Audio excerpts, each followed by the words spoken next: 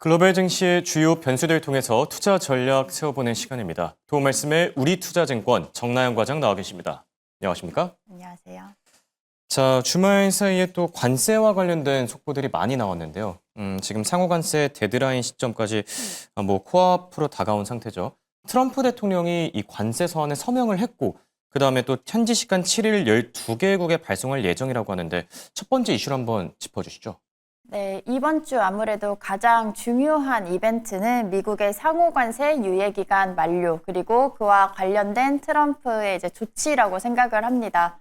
앞에서 말씀해 주신 것처럼 지난주에 이미 트럼프 미국 대통령이 다른 나라들에게 이제는 협상이 아니라 이제 통보 형식이죠. 관세 서한을 보내겠다라고 이미 예고를 했었고요. 또 주말 사이에 7일 12개 국가에 대해서 관세 서한을 보낼 예정이다라는 소식이 전해졌습니다. 또 그 이후에 베센트 미국 재무장관은 협상에 진전이 없는 국가들의 경우에는 8월 1일부터 지난 4월 2일에 부과했던 상호 관세가 다시 부과가 될 것이다라고 전해졌는데요. 예. 이 때문에 이제 시장에서는 그러면 상호 관세 유예 기간이 만료되는 것은 7월 9일인데 8월 1일 사이에는 또 어떤 일이 벌어지는 그렇죠. 것인지 좀 혼란이 있습니다. 이렇게 8월 1일이라는 또 새로운 어떤 날짜가 주어졌다라는 점, 관세 서한을 보낸다는 점을 예상을 해보면 저희가 지금 세 가지 시나리오 정도로 좀 구분을 해볼 수가 있겠는데요. 네. 첫 번째 시나리오는 9일부로 상호 관세가 다시 재부과되는 것입니다. 물론 8월 1일이라는 언급이 나왔기 때문에 네. 7월 9일부터 상호 관세가 전면 재부과될 가능성은 높지는 않다라고 판단이 되지만 그렇죠. 만약에 이것이 7월 9일에 시행이 된다라고 한다면 저희가 생각할 수 있는 가장 최악의 시나리오가 될 것이고요. 이 경우에는 단기적으로라도 적어도 글로벌 무역 갈등 그리고 경기 둔화 우려가 높아지면서 주 후반까지 증시 하락 압력이 좀 계속될 것으로 예상을 해볼 수가 있겠습니다. 그리고 이제 두 번째 시나리오는 좀 중간 정도의 시나리오다라고 생각을 하는데요. 서한을 받은 나라들은 좀 개별적으로 8월 1일부터 재부과를 받고 그 외의 나라들은 9일부터 또 상호관세가 재부과되면서 이렇게 좀 나라별로 기간이 차별화될 수 있는 가능성이 있습니다. 이 경우에는 관세 서한을 받은 국가들의 경우에는 적어도 약 한 달이 조금 안 되는 기간이지만 미국과의 무역 협상을 조금 더 진행을 해볼 수 있다라는 좀 안도감이 작용을 할 그렇죠. 것으로 예상을 하고요. 또 여기서 중요한 것은 이 관세 서한에 포함되어 있는 새로운 상호 관세율이 기존에 부과됐던 관세율보다 높은지 낮은지 이것이 또 쟁점이 되겠습니다.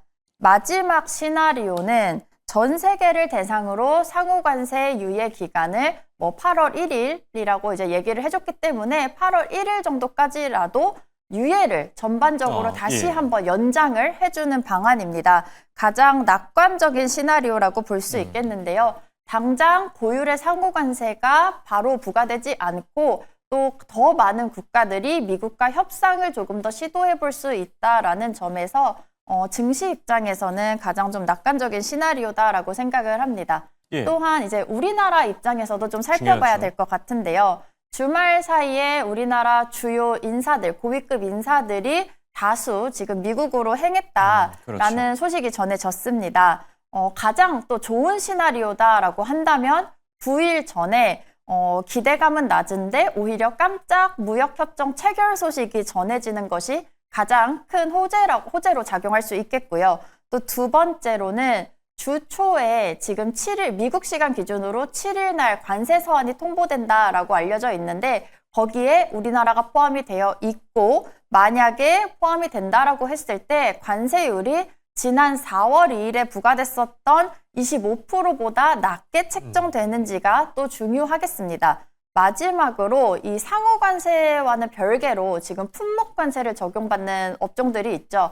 자동차, 철강, 알루미늄 등이 있는데요. 이들은 또한 우리나라 전체 경제에 있어서도 차지하는 비중, 그리고 미국에 대한 수출 비중이 크기 때문에 이들에 대해서 또 미국이 제시하는 무역 조건이 어떠한지, 또한 우리나라에서 미국으로부터 수입이 굉장히 많이 되고 있고 트럼프가 강조하는 또 산업들이 있죠.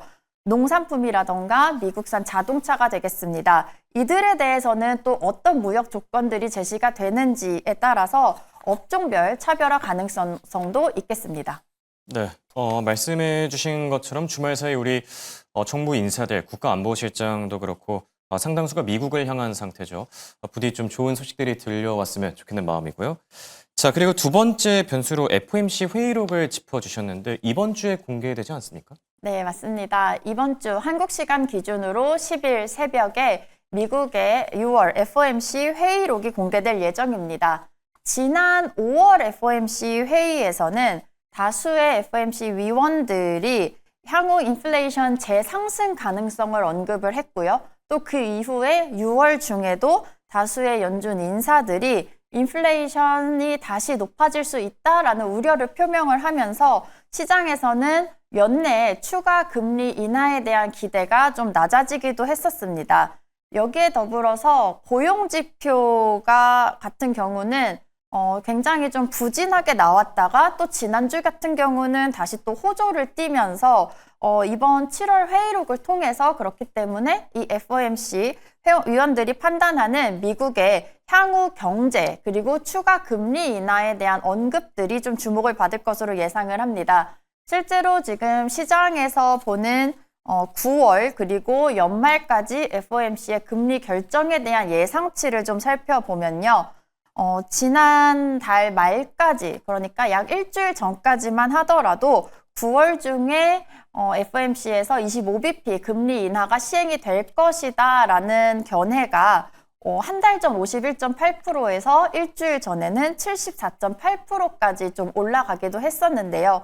지난주 한 주 동안 특히 고용보고서가 발표가 됐는데 예상외로 호조를 띄었습니다. 이것 때문에 다시 한번 금리를 인하하기는 힘들겠다라는 의견이 좀 커졌고 이 때문에 금리 인하 기대는 한 10%포인트 낮아졌고요.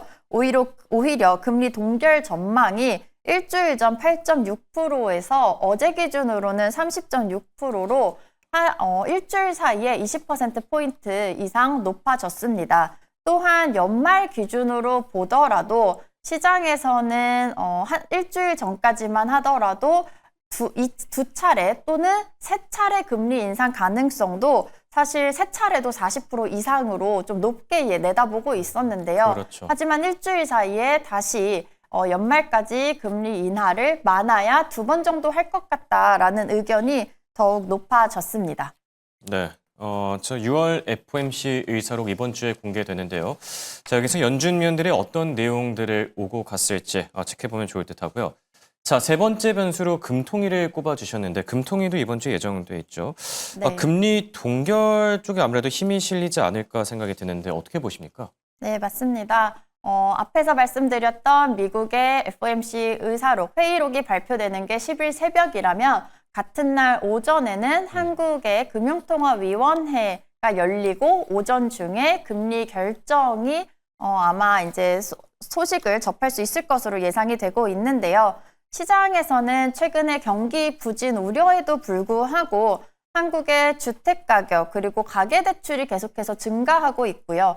또한 미국에서 연내 추가 금리 인하에 대한 경로도 저희가 앞에서도 살펴봤지만 불확실성이 더욱 높아졌습니다. 그렇죠. 이런 이유들 때문에 이번 7월에는 금리를 동결할 것이다 라는 전망이 사실상 좀 이제 기정사실화 되고 있는 분위기인데요. 어제 기준으로 보면 국내 주요 증권사 10곳의 애널리스트들의 의견을 좀 살펴보면 모두가 7월 금리 동결에 좀 무게를 싣고 있고요.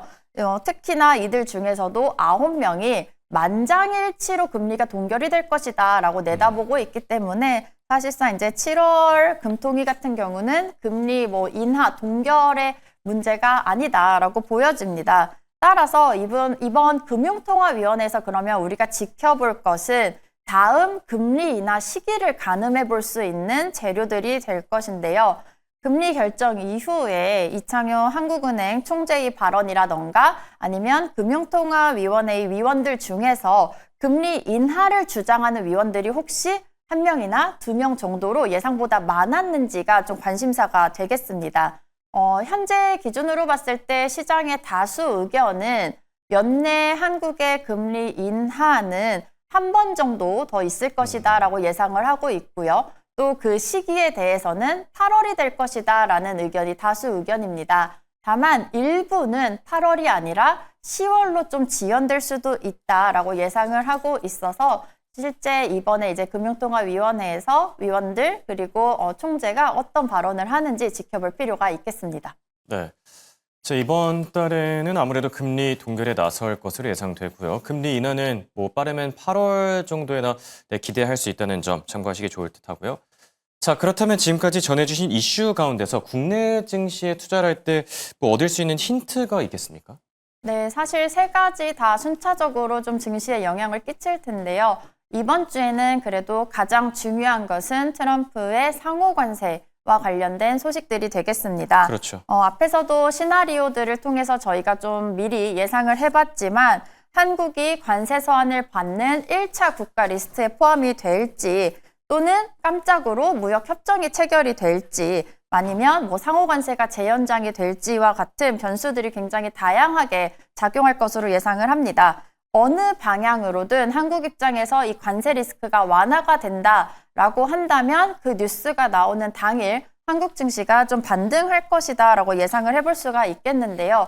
하지만 상호 관세가 단순히 연장되는 수준에 불과하다라고 한다면 재차 이 관세 리스크가 결국에는 다시 높아질 수 있다라는 의견과 더불어서 다시 좀 경계심이 높아지면서 하락을 보일 수가 있겠는데요. 좀 그 이유를 살펴보면 상호 관세와 관련된 결과가 나오는 것이 늦어도 9일이다라고 한다면 10일에는 미국 FOMC 회의록 공개 그리고 한국의 금통위가 있겠고요. 또 그 9일을 넘어가게 되면 사실상 또 주말을 앞두고 있기 때문에 그 다음 주부터는 미국의 대형 은행들을 시작으로 해서 실적 시즌이 시작이 되게 됩니다. 그렇기 때문에 상호 관세와 관련된 호재가 나오지 않는다라고 한다면 주 후반까지는 다양한 이벤트들을 앞두고 관망세가 짙어지는 장이 될 것이다라고 보고 있습니다.